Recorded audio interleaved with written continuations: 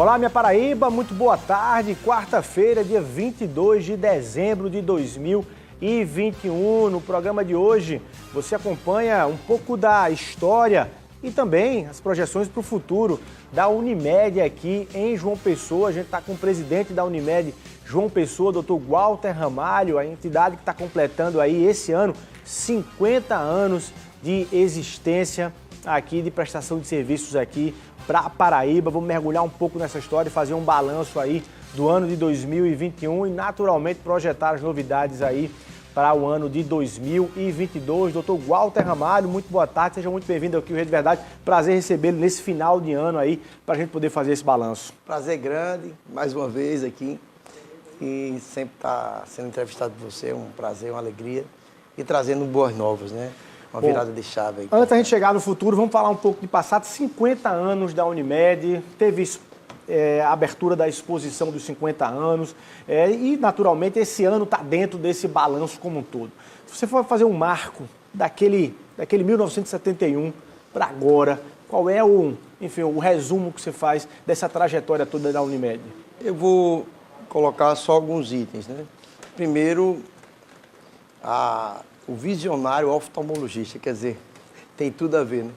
Então, o Alberto Urquiza observou um movimento que estava nascendo lá em Campinas, com Castilho, entre outros, de trazer uma resposta ao modelo de assistência à saúde, uma vez que existia uma bipolaridade. Era um SUS, à época, assim, ineficiente, um setor público, e do lado privado, grupos mercantis que tinha um foco mais em lucro, e o entendimento que existia da parte médica, que abraçou essa profissão por vocação, é que cuidar de vida tem que envolver propósito, você tem que gostar de gente, tá? De pessoas, e você tem que ter realmente um envolvimento não só técnico, ético, mas sobretudo humanizado. Então, trouxe essa ideia, visitou algumas unidades que estavam discutindo essa temática, trouxe 20 pessoas para assinar a criação da cooperativa e acabou juntando depois 106 fundadores. E aí o primeiro marco, a fundação da Unimed, que inclusive teve a sua primeira casa lá onde hoje é a operadora, tá? E ali começou a primeira aquisição de patrimônio com o propósito de unir médicos para melhorar a assistência com esse alicerce autônomo de exercício ético, digno e sobretudo, humanitário da medicina. Isso em 1971, dezembro de 1971. Isso. Aí depois, eu acho que o marco em seguida desse aqui, na gestão de Wilson Ribeiro de Moraes, foi a construção do nosso Hospital Alberto Urquiza, um hospital que tem todas as acreditações, um hospital a mais importante internacional e também a ONU nível 3, além da Quemento, em que diga, não foi na nossa gestão, a gente apenas revalidou e já existia para a gente saber que esse é um trabalho em continuidade. E esse hospital, na época de Wilson, ele enfrentou algumas dificuldades, algumas resistências, mas conseguiu construir o melhor hospital do estado, tá? E eu acho que essa a ação dele mudou completamente o panorama. Nós saímos lá de 25, 30 mil usuários para 100 e poucos mil, ou seja, ele realmente fez a diferença, e eu marco esse registro. Também, naturalmente, que todos eles, né, que assim passaram, os diversos presidentes deixaram sua contribuição. O próprio Alcélio de Melo Guzmão criou o Unigente, tá, que nós agora reativamos, e já pensava em responsabilidade socioambiental lá atrás, quando quase nada se falava sobre isso. Então, é uma somatória de situações. E a gente destaca aqui o primeiro transplante de fígado que foi feito na Paraíba, por Castro de Oliveira, lá no hospital. O primeiro transplante cardíaco que foi feito por Maurílio Onofre, também lá no hospital. O nascimento dos quíntuplos, né, dos 5 gêmeos, né, quer dizer, que foi feito lá também no nosso hospital. E isso, quer dizer, faz com que a gente tenha, assim, uma sequência de fatos sendo encarrilhada. E depois a Unimed se abriu, não só para vender plano de saúde, mas para estruturar a sua rede. Então, uma rede credenciada hoje muito forte, tá? Mais de 200 mil? Hoje nós temos 160 mil vidas, né? Aproximadamente 160 mil usuários. Eu lembrar que foi Vani Cleide que coordenou esse projeto dos quíntuplos, né? A doutora Vani Cleide. E voltando para cá, então, hoje nós chegamos a estar próximo de 160 mil usuários, começamos a gestão com 144 e crescemos mesmo na diversidade. nós ampliamos 10% de receita em função disso. E nós temos hoje 2 hospitais, um que nós customizamos, que é um hospital pediátrico, que realmente foi um sucesso. O Hospital Urquiza, que foi a grande acertada, né? A decisão extremamente planejada e estruturada e assertiva que foi, digamos assim, deixá-lo como referência Covid. Agora, e outras coisas que a gente pode falar mais. Toda essa trajetória que você está repassando aí chega hoje aos destinos da condução de Walter Ramalho. E aí, qual é o destaque que você dá naturalmente, desses 50 anos, dificilmente se encontrou um período tão excepcional como esse da pandemia, né, do coronavírus, e a chegar à sua gestão, que destaque você faz, Walter? Primeiro, a minha absoluta dependência de Deus. Então, isso aí é a regra e a unção dele é que tem feito a diferença. Depois o time, que ele também me ajudou a escolher, tá? E assim, selecionar pessoas, fazer gestão de pessoas, eu acho que é o desafio maior em qualquer empresa. E a gente conseguir mudar a cultura. Então, nós trouxemos consultores, nós trouxemos pessoas importantes de mercado e nós implantamos um modelo que é realmente muito cortejado no Vale do Silício por grandes empresas, como a Facebook, WhatsApp, Microsoft, Intel, enfim, que é o método chamado OKR, que são Objetivos e Resultados Chaves. E nós escolhemos 5 itens, tá? Atenção primária, que é o foco de promoção à saúde para prevenir doença, e nós avançamos muito. Fizemos uma série de ações, inclusive temos lá no NAISul, antigo NAISul, hoje o Centro Médico Zona Sul no bancário, hoje um aumento de quase 400% em atendimento, e lá estruturamos, nós crescemos para 16 consultórios, entre outras ações que estão sendo realizadas dentro de empresas, tá? Então, atenção primária. O segundo, modernização, implantamos em toda a empresa, sem exceção, vários métodos de planejamento, não só o OKR, mas o Scrum, certo? O Canvas setorial, quer dizer, nós estamos trazendo metodologia e hoje a nossa Unimed está toda monitorada, tem indicador de tudo, a gente toma decisão baseada em indicadores, como foi no Covid. A inclusão digital total, 85% das nossas operações financeiras hoje são digitais, 100% das vendas. E isso não existia. Nós fizemos um projeto de uma bacana que foi sobre a fatura digital, que foi premiado nacionalmente. Inclusive, a nossa diretora, Mônica, que o ano passado já tinha sido a melhor gerente financeira do sistema Unimed no Brasil, ela esse ano foi, mais uma vez, laureada, né, como a melhor diretora financeira do país. E isso em função de uma série de ações, dentre elas a fatura digital. Que nós, a cada 10 usuários que aderiam à fatura digital, a gente plantava uma árvore. Fizemos uma parceria com a Semana, lá com a Abelardo Jurema, e com isso nós plantamos aí mais de 3.000 árvores e foi um impacto importante, um save importante. Então, atenção primária, modernização, inclusão digital total, força de ecossistema, nós estamos reestruturando todo o nosso ecossistema para chegar na remuneração médica, que é o quinto e importantíssimo também pilar desses OKR. Na estrutura de rede, nós criamos aqui, nessa gestão, tá? Um centro logístico não existia e agora em janeiro nós começamos com o centro de distribuição que vai funcionar lá, ou seja, nós vamos partir para adquirir insumo e entregar para a rede a custo, tá? Para que isso a gente possa melhorar a operacionalidade da rede e reforçar a nossa parceria e melhorar o resultado financeiro deles também, que é importante para a gente, que esteja a rede aquecida, né? Reforçada, além da rede própria, a rede credenciada preferencial. Nós estamos aqui com o centro de autismo e de sindrômicos, né? Tanto de Down como também Zika vírus, entre outros. Nós chegamos aqui com 450 crianças, com R$ 2 milhões por mês de liminares. Estamos zerando essas liminares. Nós partimos para 970 crianças, já estamos com 1.050 hoje, tá? E tendo um save mensal ainda da ordem de 650 mil. Ou seja, nós melhoramos a eficiência, mais que dobramos a capacidade, mas nós demos métrica, nós demos método, nós demos diretrizes. E esses protocolos, isso melhora para todo mundo, é o ganha-ganha. Nós fizemos um hospital pediátrico, customizamos, 67% do nosso atendimento hoje está dentro desse hospital pediátrico, vamos ampliá-lo e vamos partir esse ano para o materno-infantil, a gente conversa já sobre isso aí. Nós também repaginamos Guarabira, estamos com um projeto bacana lá com o prefeito Marco, vai avançar agora, esse semestre é um dos focos importantes no crescimento orgânico nosso, estamos também negociando a carteira de Souza, para que a Unimed de uma pessoa esteja presente também no interior, e isso tem avançado, já foi aprovado lá. Além disso aqui, fizemos uma maternidade nova e criamos a estrutura do Covid, entre outras ações de visibilidade. Na verdade, eu acho que houve uma repaginação da marca. Então, uma das coisas que eu posso dizer é a mudança de cultura, tá? A sensação de pertencimento, tá? O foco no usuário, que é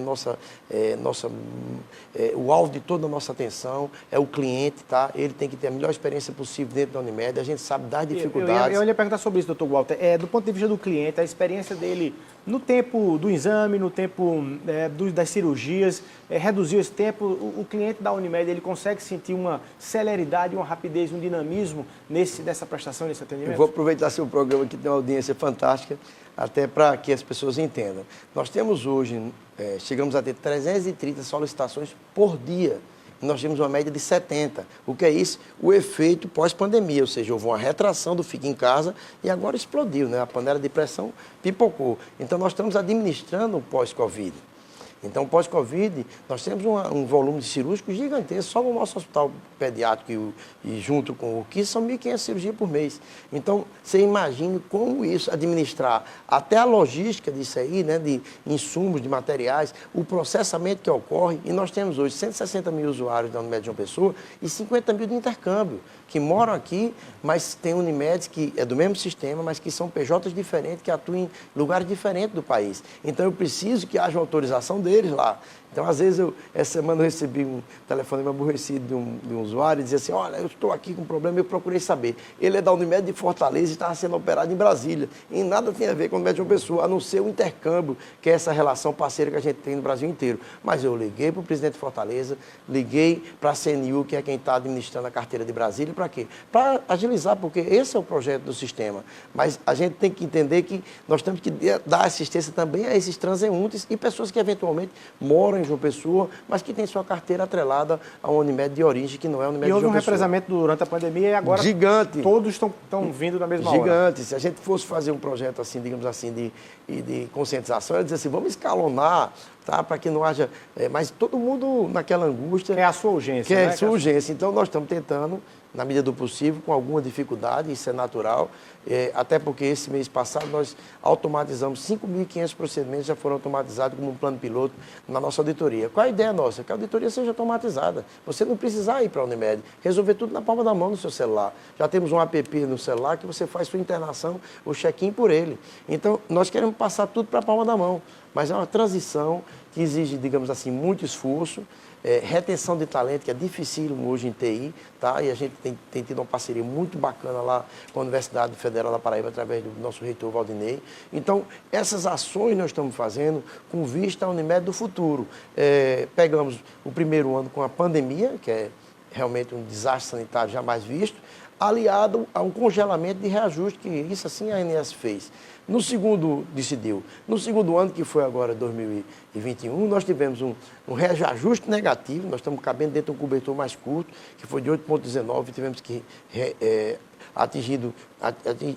temos que fazer um recálculo de tudo para caber no cobertor mais curto, que atingiu 50% da nossa carteira pessoa física, e nós tivemos a variante P1, que foi a pior de todos, a pior pico que nós tivemos. E mais, nós tivemos aí a síndrome pós-Covid para reabilitação e o pipoco das doenças represadas que já estão em fase avançada. Então, vejam como é difícil a gestão.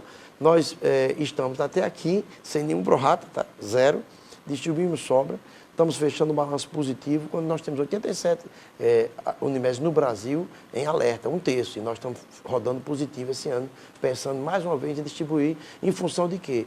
De muita eficiência, de muita redução de desperdício, de combate a determinados gargalos que eram, de certa maneira, esquecidos ou deixados ao lado, e a gente está avançando também, crescendo organicamente, melhorando a visibilidade da Unimed frente à sociedade e assumindo um compromisso, tá?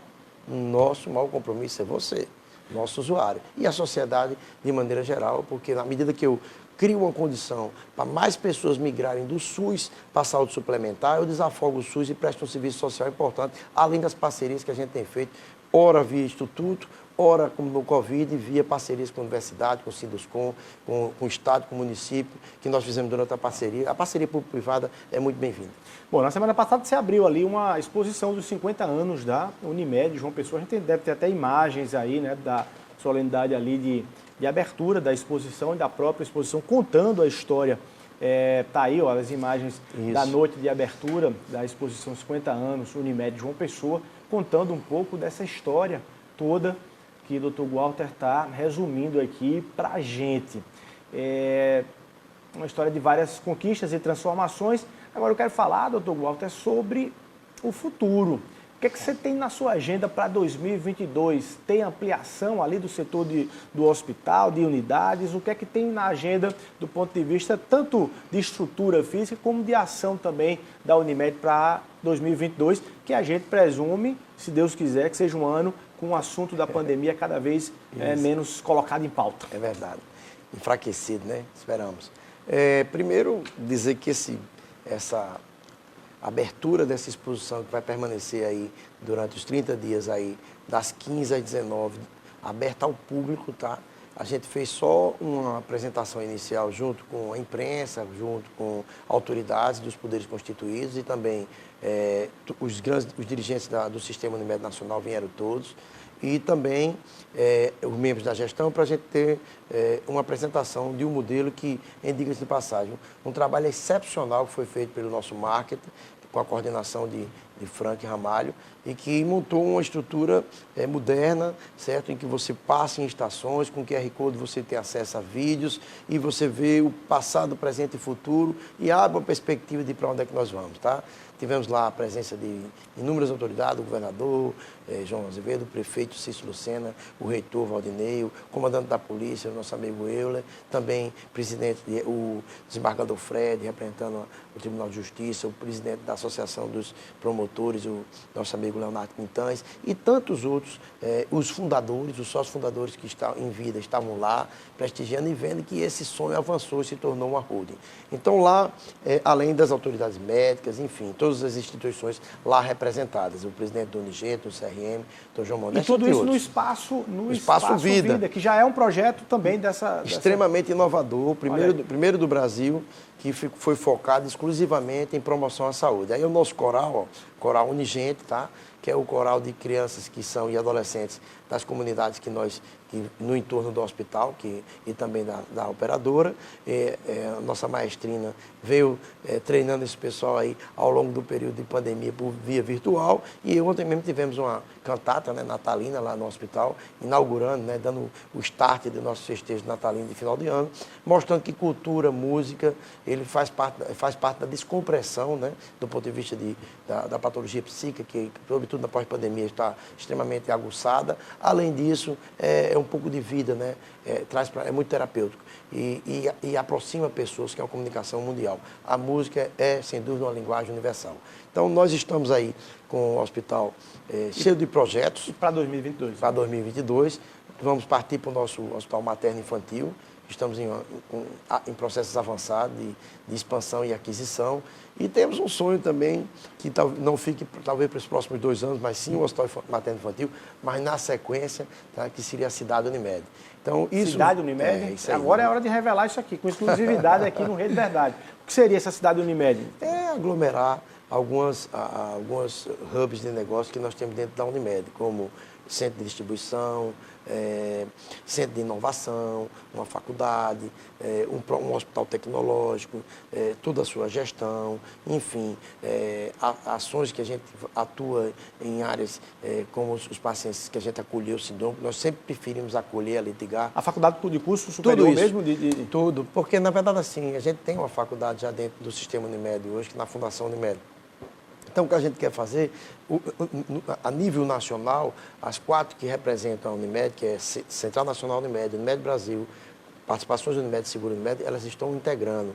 Fizemos, inclusive, um BPO agora, recentemente, para que a gente haja o quê? Uma redução, eu digo assim, é o mesmo empenho, o mesmo esforço para múltiplos resultados. A gente está integrando com centro de inovação conjunto, centro de distribuição conjunto, operador logístico conjunto, centro de negociação conjunto, ações estratégicas em áreas mais diversas, sempre também com a atuação dessas 4, representando e integrando o sistema. Nós somos, no Brasil, a Unimed, Sistema Unimed, nós temos 38% de todos que têm saúde suplementar, que são 25% da população. Dos 50 milhões de brasileiros, certo? 38% tem um plano de saúde Unimed. O segundo colocado, que foi de uma fusão agora recente de 2 empresas, tem 11,7. Então, nós temos aqui mais que 3 vezes o segundo colocado. Então, somos gigantes. E em João Pessoa, que lá no Brasil a gente tem 18 milhões de usuários, aqui no Brasil, aqui na Paraíba, em João Pessoa, que nós não podemos vender fora na nossa área, nós representamos aqui 45% do market share em João Pessoa, com 160 mil usuários. Ou seja, a Unimed é líder onde vai. Então, nós não vamos perder essa liderança, ao contrário, nós estamos reafirmando, inovando e projetando um futuro ainda mais promissor. Bom, nesse evento aí, você também conversando sobre tudo, você fez uma revelação que, de certa forma, ela é um tanto quanto preocupante, falando sobre os sequelados da Covid, né? Aqueles que, enfim, procuraram em atendimento médico e hospitalar pós-Covid, que tiveram Covid e tiveram ali algumas sequelas disso. Qual é o cenário real disso aí? É preocupante, não é preocupante? Nós nos antecipamos à reabilitação porque a gente entendia que viria um exército de sequelados, tá? Então, o Espaço Vida, que é um centro de promoção à vida, na sua primeira etapa, totalmente implantada, é reabilitação psicomotora, tá? Então, com foco em reabilitação musculoesquelética, respiratória, enfim.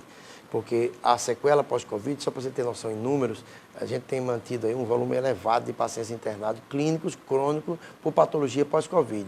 Só essa semana nós chegamos a ter 168 pacientes internados no Urquiza, clínicos, crônicos, com patologias oriundas das sequelas da doença. Então, tivemos 15 pacientes internados com episódios depressivos e ansiosos e de ansiedade generalizada, em função também do impacto da pandemia. Todos que têm aí, vocês que têm suas famílias, vocês sabem que, sobretudo os jovens, foram muito afetados com esse isolamento. O diagnóstico é padrão, doutor Walter? Ou cada um tem um problema, renal, cardíaco, enfim? A síndrome pós-Covid, ela tem vários impactos, tá?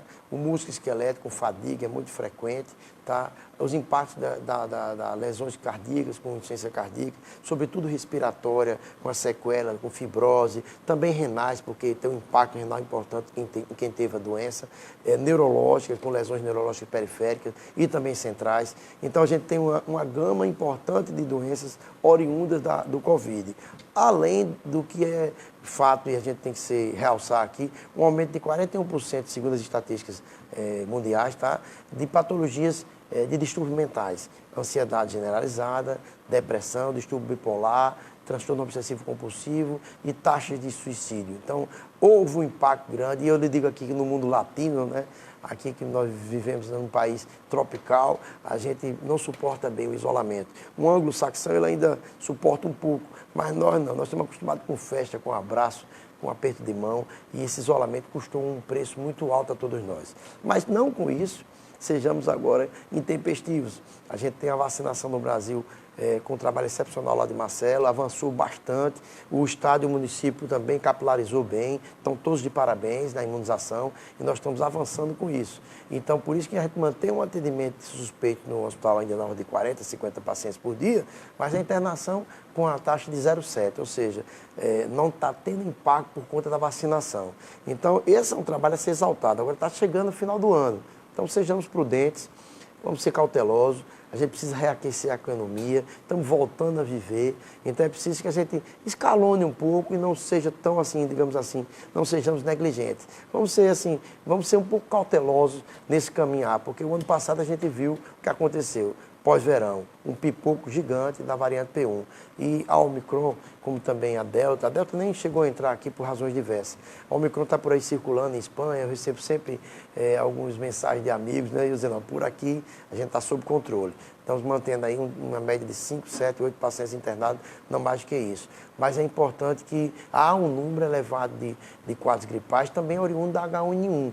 Tá? Então, a gente precisa só estar atento a manter um pouco a cautela, né? Chegamos aqui de máscara, né? Estamos com um distanciamento aqui de 2 metros, estamos mantendo aqui um pouco o nosso critério e aos poucos a gente vai retomando a vida normal.